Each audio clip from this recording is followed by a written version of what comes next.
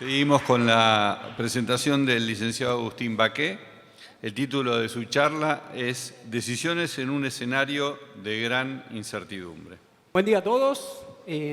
Soy Agustín Baqué. Junto a mi hermano y a Ricardo Fernández trabajamos en la parte de mercado, asesorando a productores, acopios y algunos exportadores.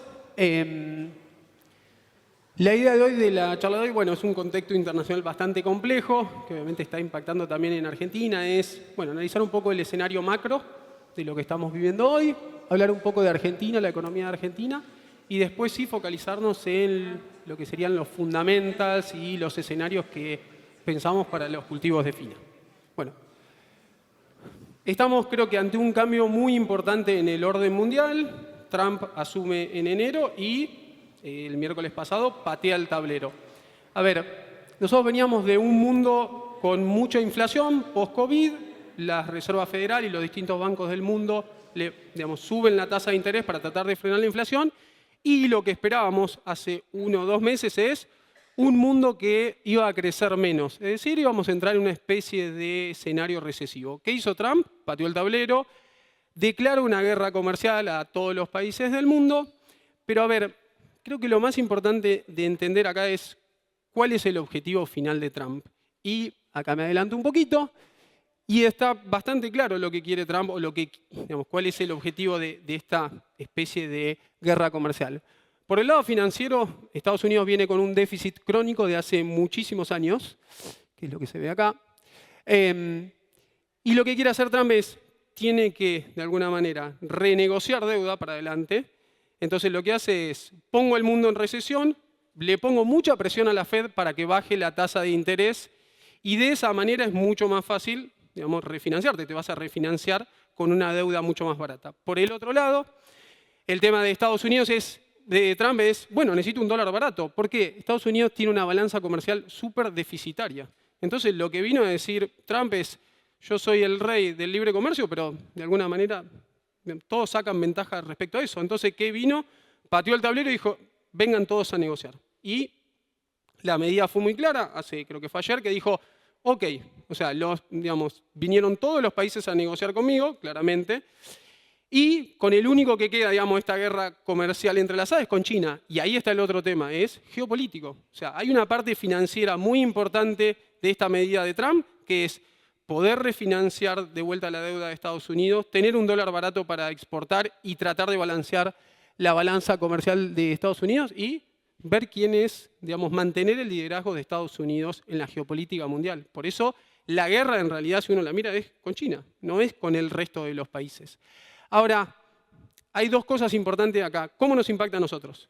Para mí, positivamente, desde el punto de vista financiero, que la Reserva Federal se vea obligada en algún momento a bajar la tasa de interés para reactivar la economía y no entrar en recesión, es bueno para Argentina. Nosotros tenemos un perfil de deuda, que ahora lo vamos a ver, muy alto, y de alguna manera que la Reserva Federal baje la tasa de interés va a generar que Argentina de alguna manera pueda refinanciarse también a una tasa de interés, o si emitimos bono o lo que sea, más adelante a un precio más barato. O sea, desde el punto de vista financiero para Argentina es una buena noticia, un dólar barato también, no nos obliga a devaluar.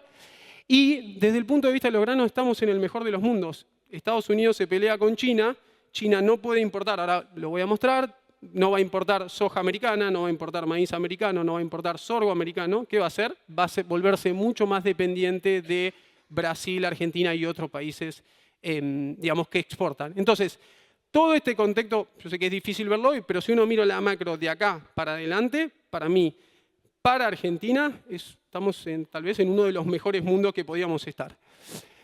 Hablando de China, China durante muchos años fue una superpotencia, ahora empieza a haber un problema estructural que empieza el famoso envejecimiento de su población durante muchos años, un solo hijo.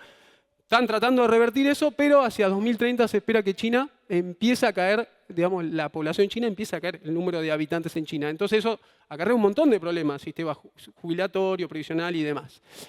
Y de China se está hablando mucho. A ver, China tiene una política muy interesante que es, sabiendo que los alimentos son para ellos claves, ¿qué hacen?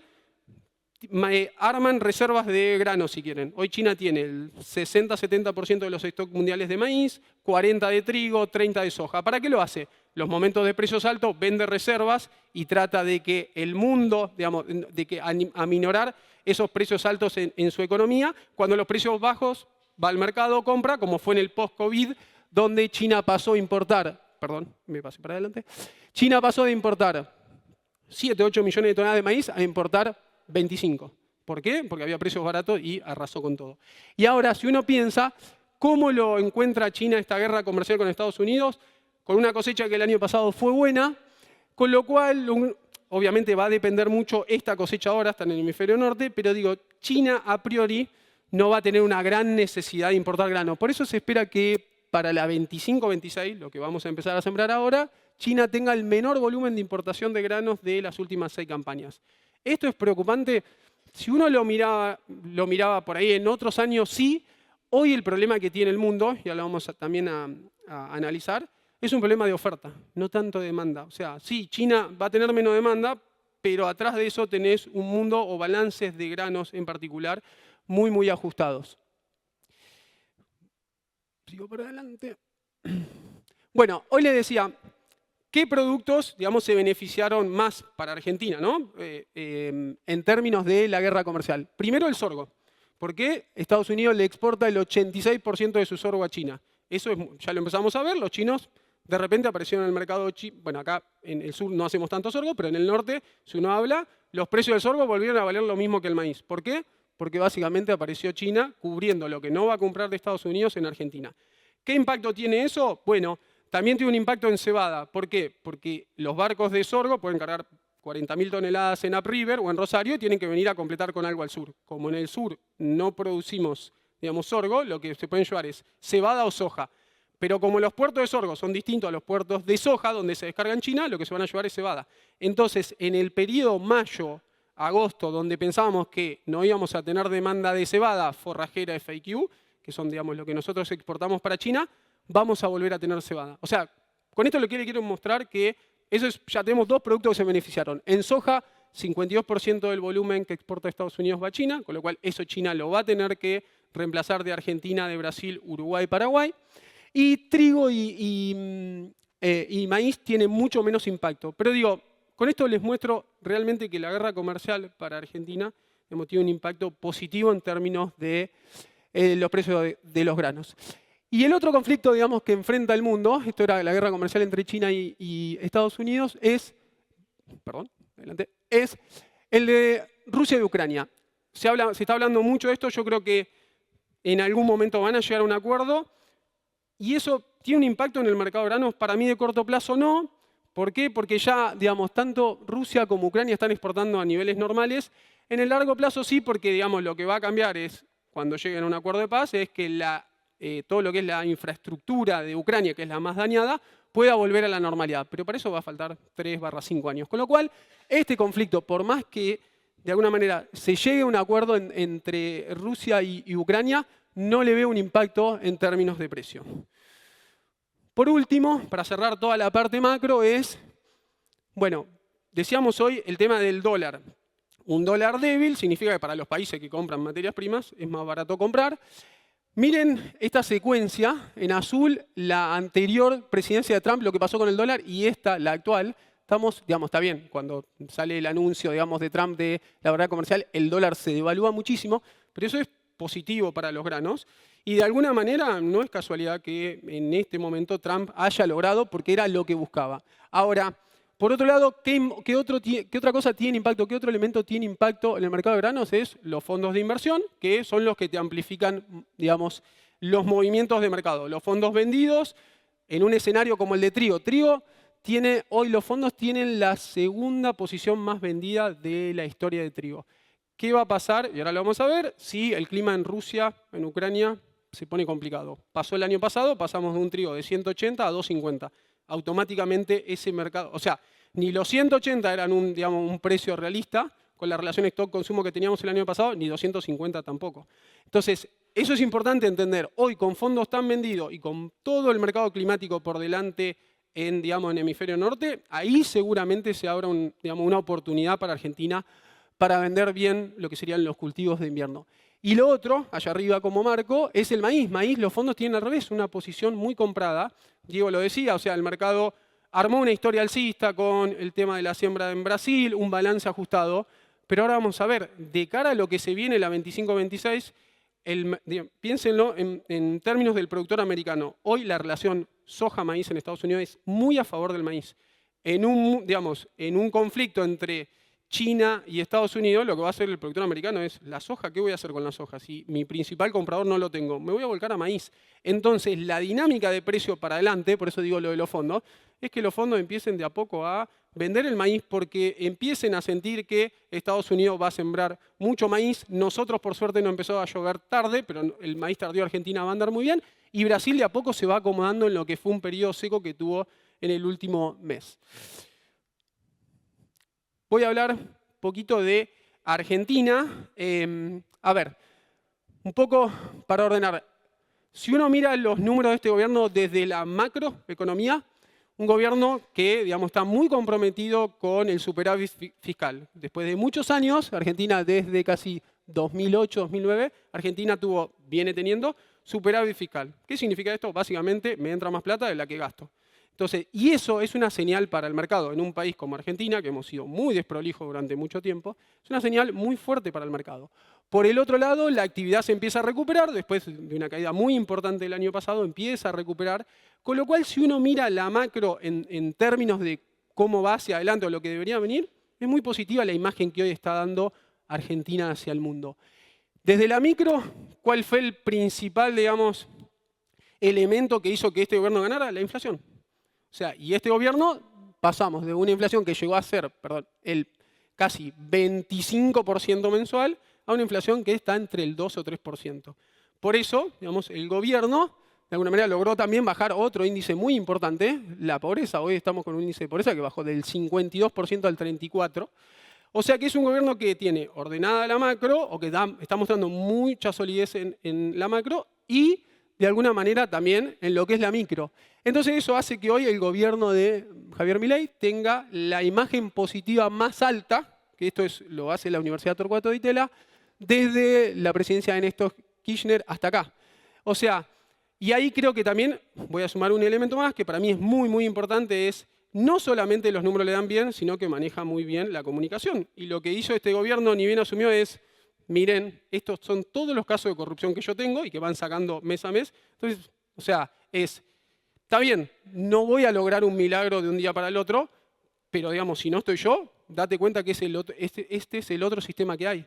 Y creo que por eso también, digamos, mostrando los casos de corrupción, todo el desmanejo del Estado y un Estado muy grande, que este gobierno está haciendo muy bien la famosa motosierra de Milei. Entonces, creo que ese aspecto hace que todavía la gente siga apoyando a este gobierno. El tema de estos días es qué pasa con el acuerdo del Fondo Monetario. ¿Van a devaluar, no van a devaluar? Mucha atención al mercado. Yo voy a decir lo que yo pienso o el escenario que para mí es más probable. Hablábamos de que este gobierno, el gran éxito fue bajar la inflación. ¿Cómo lo hizo? Lo que dijo es, voy a anclar de alguna manera el tipo de cambio. Dio una devaluación en diciembre, asumió, después ancló el crawling peg al 2% y ahora lo bajó al 1%. Cuando la inflación va a bajar, la vio bajar, bajó el crawling peg. ¿Por qué? Argentina es una economía bimonetaria, o sea, para nosotros el dólar es muy importante. Entonces, si digamos, el nuevo orden económico que establece este gobierno es el tipo de cambio de alguna manera lo voy a mantener lo más fijo posible hasta que pueda unificar y ser una economía normal. ¿Por qué? Porque si voy tocando el tipo de cambio, no le voy dando, previsibilidad, lo que me va a impactar es en la inflación. Por eso, y esto atándolo a esto del Fondo Monetario, para mí este gobierno, si hoy toma una decisión de devaluación y eso se le va, a inflación de alguna manera, porque en Argentina automáticamente si vos tocás el tipo de cambio oficial, si lo tocan, eso se va a repercutir en inflación. Seguramente lo que tenemos es pierde el apoyo político que tiene de hoy de la población. Entonces, ¿cuál es para mí la dinámica de lo que se viene? ¿Va a entrar los fondos del Fondo Monetario? Van a entrar. Va a entrar de alguna manera algo, no sé si escucharon, viene el secretario del Tesoro americano a también traer más fondos. Para mí, si uno mira la dinámica de lo que se puede venir, entran todos esos fondos y el gobierno lo que dice es, tengo todos estos dólares para respaldar estos pesos. Porque aparte otra de las cosas que hizo el gobierno es no emitir más, cerró la canilla de emisión. Entonces, es decirle al mercado, mirá, te vas a chocar contra todos estos dólares. Tengo estos pesos y estos dólares. Entonces, de alguna manera eso lo que debería hacer es otra vez hacer bajar la brecha, bajar, que entren todos los dólares de la gruesa, que deberían ser en los próximos meses, y para mí, más adelante, lograr finalmente la unificación. Yo no veo el escenario de devaluación o esto de los dólares con banda como algo demasiado, digamos, posible si es que el gobierno quiere mantener el apoyo de la población. Y lo otro importante que creo que el mensaje del gobierno fue desde el primer momento es, el tipo de cambio para mí es una variable más, pero lo más importante que tiene que hacer Argentina es dejar de pensar que la competitividad viene del lado del tipo de cambio, sino que viene del lado de los impuestos. Entonces, ¿qué hizo? Empezó a bajar impuestos. No sé si vieron, en febrero el gobierno bajó retenciones. Un dato no menor para que tengamos es, este acuerdo con el Fondo Monetario para mí sí va a traer algo importante, por ahí no se habla tanto, que es el gobierno va a terminar con el dólar blend. Ustedes, o digamos, todos los sectores que exportan hoy, 80% de lo que se exporta se liquida al oficial, 20% al CCL. De esta manera, ¿qué hacía el gobierno? Bueno, era entrar dólares por el CCL para que no se le vaya la brecha. Ahora, si vienen dólares y tengo las reservas ordenadas y sólidas, ¿qué hago? ¿Para qué quiero tener, digamos, de alguna manera, que me liquiden el 20% de las exportaciones al CCL? Lo saco, eso para el productor, y ahora se lo voy a mostrar en el análisis de lo que sería la capacidad máxima teórica de pago, implica en trigo y en maíz más o menos una pérdida de $10. Hoy el premio, lo que implica tener un dólar en exportación son $10 por tonelada, en soja casi 18. Y alguien me puede decir, bueno, sí, y contra eso el campo va a decir, pará, me bajaron los precios en dólares, ¿qué voy a hacer? Atrás de eso lo que tiene que venir es una nueva baja de retenciones. Si el gobierno mantiene su mensaje, sería ese el camino, es decir, saco el dólar blend y atrás de eso sigo reduciendo retenciones. Pero bueno, estos son escenarios que uno, digamos, va pensando. Este también nuevo sistema, digamos, económico te hace pensar distinto. Ya no me puedo endeudar en tasa en pesos a cualquier precio, porque a cualquier tasa, porque antes nos endeudábamos al 40%, devaluaban, como mostraba Diego, al, no sé, 120%, y era facilísimo. Ahora la pata financiera es mucho más difícil, tengo que empezar a cambiar la cabeza y si el gobierno unifica, empezar a pensar a endeudarme en dólares. Hoy endeudarte al 3, 4% o 5% en Argentina, cuando los bonos del Tesoro americano rinden 4%, o sea, es una ganga. Está bien, alguien me puede decir, ¿es distinto? Sí. Yo, digamos, y pensando, y acá paso un poco para adelante, yo soy muy optimista en lo que se viene en materia de Argentina como economía y para el campo en particular. Pero digo, estamos viviendo la transición de esto, que es de un sistema a otro, que es, al final del día, sí, la macro sigue muy ordenada. ¿Qué va a pasar y el gobierno mantiene su mensaje, es unifico, bajo retenciones, y eso para el campo, para el campo y para toda la economía en general, va a ser, muy, muy positivo. A ver, siempre pongo el mismo caso a mí muchos clientes que asesoran me dicen, ¿es momento de comprar campo? Y le digo, mirá, te lo pongo así, un campo vamos a poner Balcarce, ¿cuánto vale? $10.000. ¿Cuánto vale un campo en Australia? Zona peor que Balcarce, vale $30.000. ¿Argentina puede valer un tercio de lo que vale Australia? No. O sea, no. ¿Podemos valer un 80%? Sí.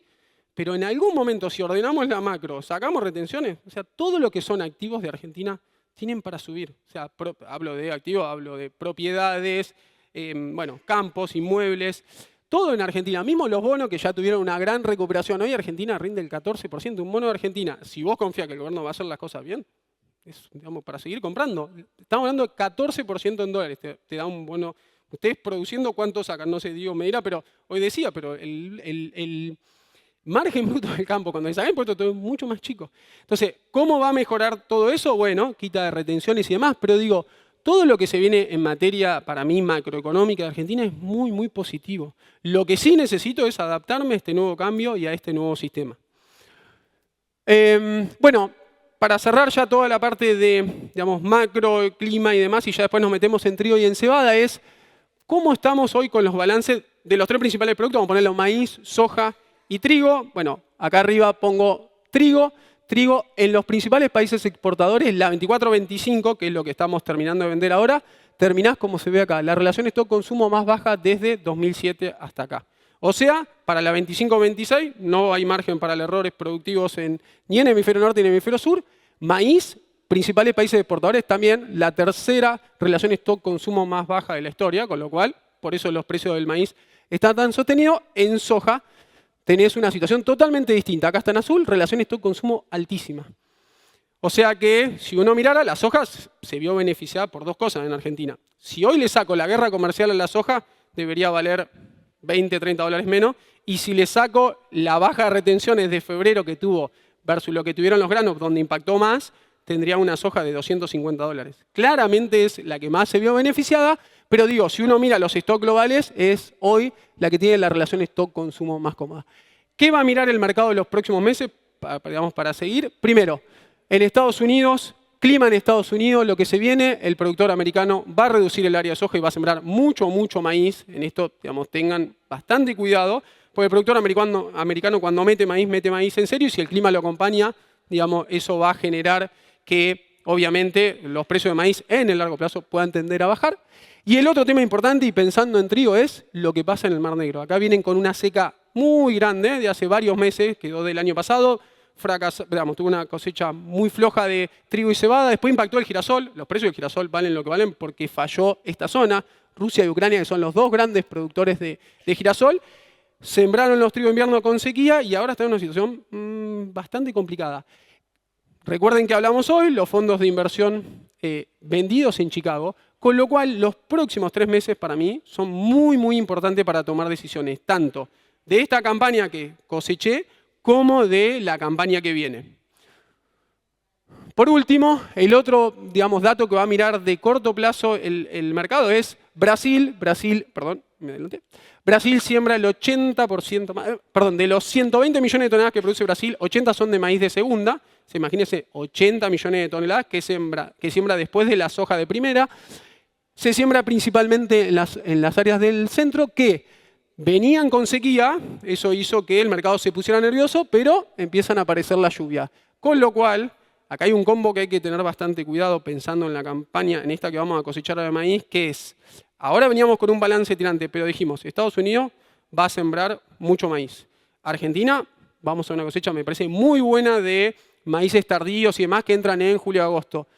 Y a esto le sumamos que Brasil empieza a mejorar el perfil de humedad, ahí se puede dar un combo medio explosivo, con lo cual digo, es interesante empezar a pensar en niveles de, como está el mercado hoy, 190, 200 dólares el maíz nuevo, empezar a tomar decisiones.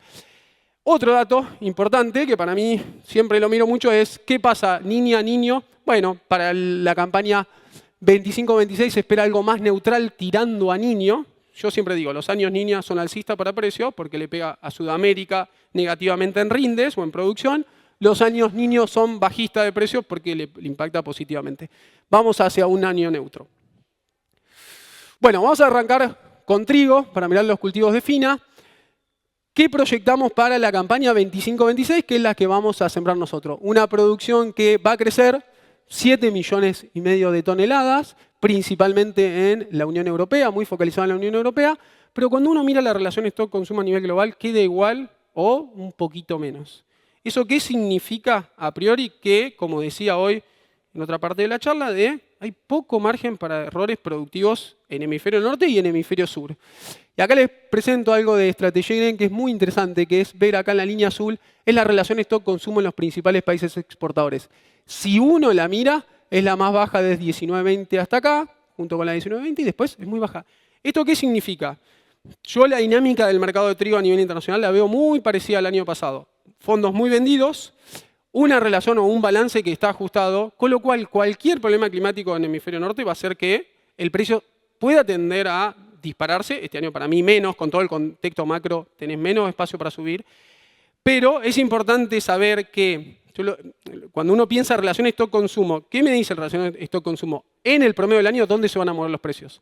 El año pasado, si uno mira los precios, tuvieron pico de 250, piso de 190. En el medio quedás con un trigo de 215, 220 y 230 dólares. Ahí entre 210 y 220, 230. Bueno, eso es lo que uno debería esperar como precio esperado para la campaña que viene. Lo que sí me parece interesante siempre es estar atento y captar la oportunidad. Cuando vale 250, por lo menos cubro parte del costo. El año pasado fue difícil porque Nos apareció el 2.50 en abril cuando ni siquiera habíamos sembrado. Pero digo, este año el mercado puede darnos misma dinámica. Nos puede generar en algún momento un rally de precios que sería interesante aprovechar. Ahora vamos a ver también el margen bruto. Del lado de la demanda, esto muy importante también. Bueno, muchos hablan de, bueno, no va a estar China, ok, China va a reducir las importaciones de trigo, pero esto es la relación stock-consumo en los principales países importadores. Cuando uno la ve tan baja, ¿qué significa? Que tampoco en los que compran trigo tiene mucho margen para... El trigo tiene así, el 80% se usa para consumo humano, el 20% va como forrajero.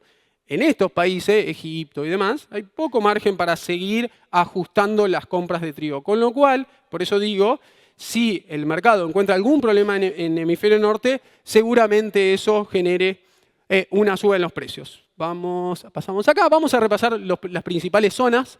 Hoy tenemos a Estados Unidos que tiene el trigo más barato del mundo, tiene una relación stock-consumo proyectada para 25-26 del 37%, o sea, Estados Unidos tiene mucho trigo, pero no es un trigo barato en general. Ahora se dio una coyuntura que es el trigo del Mar Negro muy caro.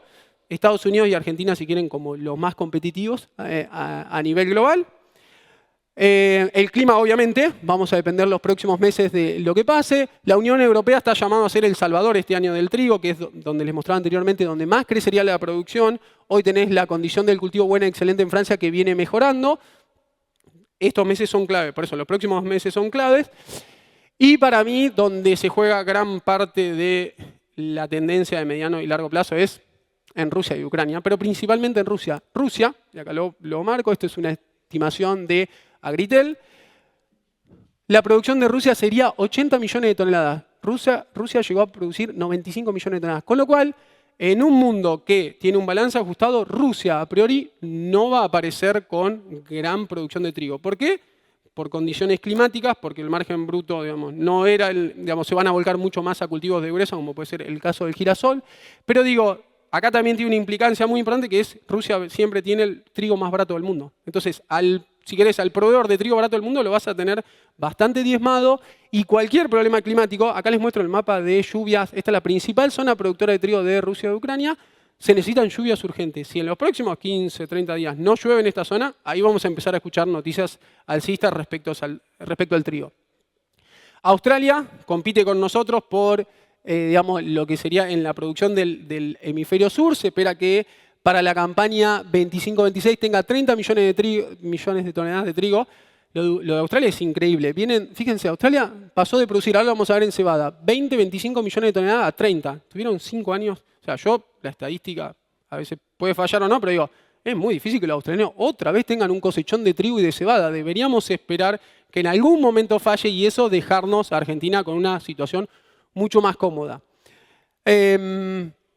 Bueno, Brasil este año tuvo un problema productivo bastante importante al final del ciclo.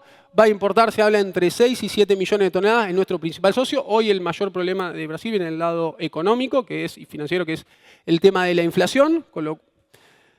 Y acá tenemos Argentina. Este año una producción entre 18 y 19 millones de toneladas. ¿Y qué va a pasar con la 25-26? Creo que en eso coincido un poco con Diego. Creo que con este perfil de humedad en Argentina es probable, y si los precios acompañan en los próximos 2 meses, tenemos esto que digo yo, en algún momento algún sobresalto por algún problema climático, el productor argentino va a sembrar trigo. Ahora vamos a mirar un poquito la comercialización, los que tienen trigo viejo, ¿no? Para mirar, hoy tenés 60% del trigo ya vendido contra 59% del año pasado. Lo que yo siempre digo es, ¿dónde está el trigo hoy? Más o menos, estamos hablando de una comercialización de casi 12 millones de toneladas de una producción de entre 18 y 19. ¿Dónde está el trigo ahora? Necochea, Bahía. O sea, toda esta zona es la que generalmente el productor ahorra en trigo. En el norte ahorran en soja, acá ahorramos en trigo. Entonces, siempre lo discuto con la exportación, pero para mí, de este momento del año para adelante, es muy difícil sacarle el productor trigo. O sea, te lo va a vender siempre y cuando tenga un buen precio. Si no tiene un buen precio, no te lo va a vender. Entonces, de cara a lo que se viene para adelante, es bastante desafiante, sobre todo pensando en Brasil, con nuestro principal socio comercial. Pero digo, voy mucho diciendo, no, pero el trigo argentino está caro. Sí, pero si el productor no lo vende, o sea, podemos inventar lo que queramos. Y creo que eso va a ser un factor importante, voy a pasar un poquito acá adelante, en Bueno, acá tengo armado, esto lo armamos con Mariano Vence, que también es asesor CREA. Armamos el análisis de sensibilidad. Ponemos precio, ponemos rindes estimado acá arriba y lo que hacemos es para campo propio y para campo arrendado. Y acá yo lo divido en 3 zonas. En rojo digo, este es un nivel de precio, la banda, el año pasado cuando armamos los márgenes brutos, de 2.10, con esta relación de todo consumo, de 200 a 220 sería un precio razonable o alcanzable. De 2.30 a 2.50 es un precio, digamos, que sería optimista, ser optimista. Y cuando cae abajo de 200 estoy en un escenario negativo. Después los rinde, cada uno lo ajusta a su zona, a su campo y demás. Pero digo, el productor hoy, si no tiene un trigo, el que ya lo aguantó hasta acá, si no ve un trigo arriba de $230, para mí no lo va a vender. Entonces, eso es lo que va a hacer que para mí los precios del trigo se puedan mantener estables, sobre todo el trigo viejo. Ahora vamos a ver un poco el tema del blend, que es el único factor bajista que veo a priori. Márgenes brutos 25-26. La realidad es que cuando lo armamos el otro día nos encontramos con una sorpresa que es, estamos en una situación muy similar a la del año pasado. ¿Por qué? Bajaron en gran parte insumos, pero subieron labores, como decía Diego, se puso más cara la estructura. Entonces hoy, pensando en un trigo, esto está hecho para campo de alto potencial con alquiler alto, entre 5 y 6.000 kilos. Si yo tomo, para mí, lo que sería un rango de precios, digamos, alcanzable, de 200/220 en este caso, miro que el margen bruto de trigo no es una locura, pero tampoco es malo. Por eso digo, con esta reserva de humedad lo que podría pasar es que de alguna manera veamos un incremento de área de trigo. Y ese sería para mí el factor de riesgo más importante para los precios, digamos, totales. Si Argentina va a 25 millones de toneladas de producción y vamos a necesitar que Australia tenga un traspié productivo porque si no vamos a tener un gran saldo exportable que nosotros, quiero o no, estamos muy lejos de los centros de consumo. Entonces eso va a hacer que en algún momento pueda ser una presión bajista. Entonces, ¿cuál sería la estrategia para pensar en trigo nuevo? ¿Cuál sería el rango de precio donde empezaría a vender? Bueno, pensar en un trigo de 2.20, 2.30 para diciembre, enero, me parece un nivel de precio donde puedo empezar a hacer ventas. Si tenemos la suerte de que a alguien le va mal en el hemisferio norte, donde entremos en zona ya de 2.40, 2.50 es por lo menos para cubrir gran parte del costo. O sea, por eso le decía, para mí es muy importante ver esto de la relación stock-consumo para entender dónde se pueden mover los precios en los próximos meses. Por último, y acá lo voy a poner, pero quiero mostrarle el impacto de lo que es el dólar blend. ¿Cómo calculamos? Ahí Diego lo mostraba. ¿Cómo se calcula el precio FAS que hoy recibe un productor en Argentina?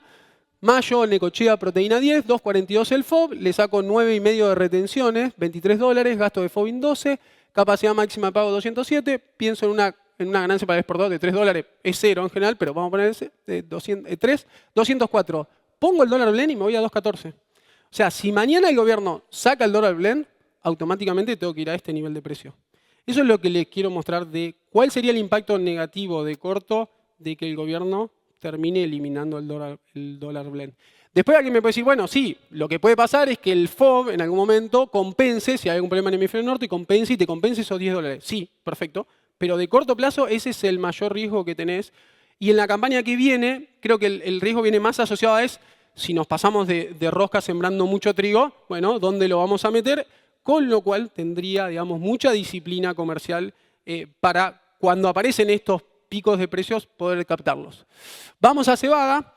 En cebada tenemos una situación bastante similar a trigo, una producción 25-26, 144 millones de toneladas, relación stock-consumo de las más bajas de la historia.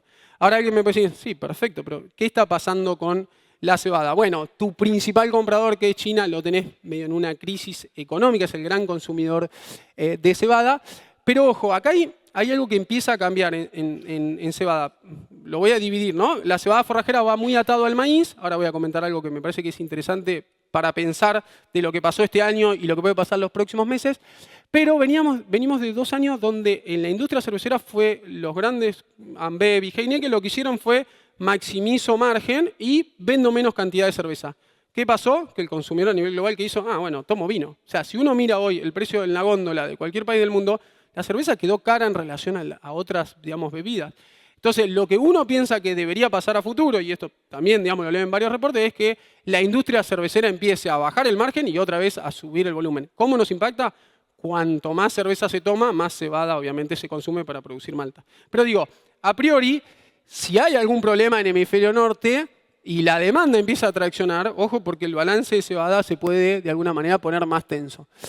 Cuando miramos, hoy decíamos relación stock-consumo acá en azul, para trigo, para cebada, también es una relación stock-consumo muy ajustada. Por eso vamos a ver en los próximos 3 meses seguramente mucha volatilidad de precios y también ante cualquier problema climático, y también vamos a ir viendo oportunidades.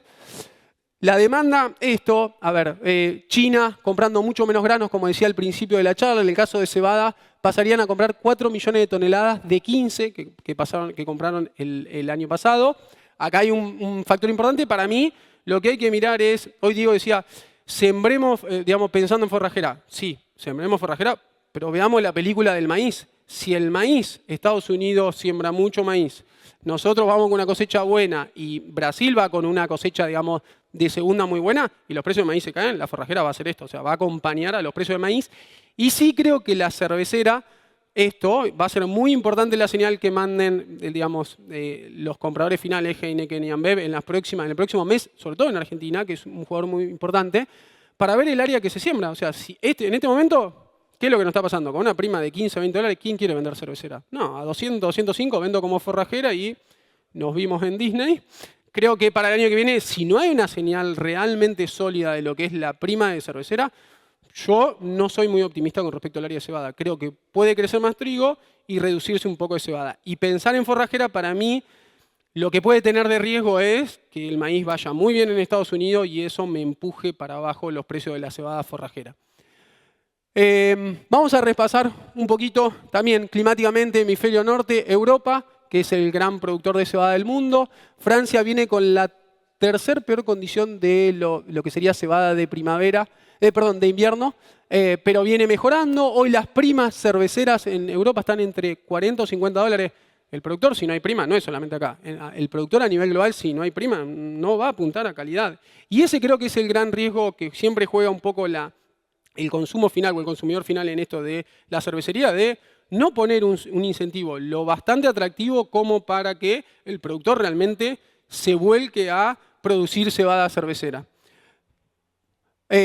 Acá, Rusia, Ucrania, decíamos hoy, sobre todo pensando en forrajera, pero el partido también se va a jugar mucho acá en Rusia y en Ucrania, sobre todo en Rusia, sur de Rusia, ¿qué es lo que termina pasando? Hoy se espera una producción de 18 millones de toneladas, pero vamos a estar lejos de 21, que fue el récord 23-24. Canadá, que es también un gran productor de cebada en el mundo, 8,8 millones de toneladas. Necesita que lleguen las lluvias en Canadá para la siembra de las variedades de primavera. Este es nuestro principal rival, que es Australia. Australia, tuvo 3 campañones y estaba peleado con China. ¿Qué pasó? Cuando se arregló con China, listo, nos corrieron a nosotros, se metieron ellos en el mercado y bajaron los altos stocks que venían acumulando de las últimas campañas, con lo cual va a ser muy importante lo que pase en la campaña 25-26. Si uno mira hoy cómo está Australia, necesita lluvias en varias zonas, pero va a ser muy, muy importante lo que pase en materia de producción en Australia. Argentina, para la campaña 25-26, yo le decía, personalmente creo que el área de cebada, si no hay una buena señal en las próximas semanas, debería tender a caer. Mucho, no lo sé, lo que decía Diego es cierto, la cebada acá tiene mucha ventaja desde el punto de vista del cultivo de segunda y demás, pero sí cambió algo. Nosotros durante 4 años estuvimos exportando a la China, o sea, nos hicimos una panzada, se corrió a Australia y estábamos los primeros 6 meses del año, estábamos solo exportando a la China. China compra forrajera, pero también compra la famosa FAQ, que es la cebada que nosotros mezclamos. Nuestra cebada forrajera es cebada para maltear, le diría, en un 80% del volumen. Con lo cual, los indios y los chinos que hacen es, producen cerveza de baja calidad, usan cebada de baja calidad, que es un poco lo que nosotros le exportábamos. Ahora, ¿qué pasó? Entró a Australia con mucho stock, nos sacó, ¿y a dónde volvimos a exportar? Arabia Saudita. Arabia Saudita compra forrajera. Y forrajera, de alguna manera, lo que tiene va muy atado al precio del maíz. ¿Qué nos ayudó este año? Que básicamente quedó poco maíz en Necochea y Bahía Blanca, entre, diría, febrero y ahora. ¿Qué es lo que está pasando? Que es que los barcos de maíz que están llegando a River no tienen para completar con maíz en el sur, en Necochea y Bahía Blanca. Entonces, ¿qué está pasando? Completan con cebada forrajera, que nuestro principal comprador, como decía, es Arabia Saudita. En el caso de Brasil, que es el gran comprador de cebada cervecera, lo bueno que tenemos es que tiene una nueva maltería, lo cual implica mayor demanda de cebada, digamos, cervecera argentina.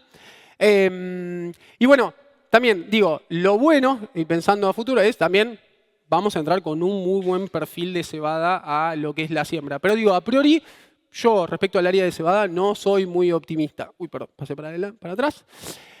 ¿Cómo estamos hoy en lo que respecta a comercialización de cebada? Tenés 74% ya de la cebada vendida contra 50% que tenías el año pasado. Y lo que creo que va a hacer que, porque uno hasta hace un mes que decía, bueno, Arabia Saudita ¿hasta cuándo va a poder seguir comprando estos completamientos de maíz? ¿Lo va a completar con cebada forrajera? Hasta que ingrese la cosecha de maíz en el sur. O sea, maíz en mayo. Uno decía, bueno, el programa de forrajera en Argentina me va a caer. Bueno, de repente aparece Trump, se pelea con China y lo que vemos es, ahora que van a necesitar completar los barcos de sorgo, van a tener que completar con cebada en el sur. Entonces, de alguna manera eso va a hacer que, por lo menos de corto plazo, los precios de la cebada se mantengan bastante estables, en el caso de forrajera. En el caso de cervecera, yo, si tengo que pensar los próximos meses, este año fue un año muy complicado de calidad, Diego también lo decía, y lo que está pasando es que, y esto ténganlo, hay poca cebada con proteína baja. Heineken es un consumidor de cebada de proteína baja, y al haber tanta proteína, digamos, cebada con proteína alta, lo que empieza a valer es eso. Pero digo, si hoy al productor, de vuelta, vuelvo, una prima de 15, 20 dólares, en estos niveles de precio de forrajera te la va a vender como forrajera. Entonces, lo que va a empezar a pasar es que me parece que en los próximos meses las malterías piensen, miren un programa, acá se los pongo, el programa de compras que fue el año pasado de cebada cervecera en Argentina. La cebada más o menos tiene un promedio va entre 90.000 y 100.000 toneladas por mes. O sea, las malterías compran regularmente, sea para Brasil, Colombia, Perú, que son nuestros principales compradores. Entonces, para mí, el gran desafío para estas malterías o los compradores va a ser cómo cubro el septiembre, octubre, noviembre, porque el productor, si no tiene un buen premio y no tiene un buen carry para adelante, te la va a terminar vendiendo en gran parte como forrajera. Paso para acá un poquito. Bueno, campaña vieja, me queda cebada. Yo cebada forrajera en estos niveles, viendo el escenario que se viene, es cierto que vamos a tener completamiento de sorgo, pero si el maíz empieza a empujar un poquito para abajo, los precios de cebada forrajera podrían bajar, con lo cual este escenario, y ahora vamos a ver también el impacto del blend, que también son 10 dólares, me parece que cebada forrajera en estos niveles cierro el margen bruto.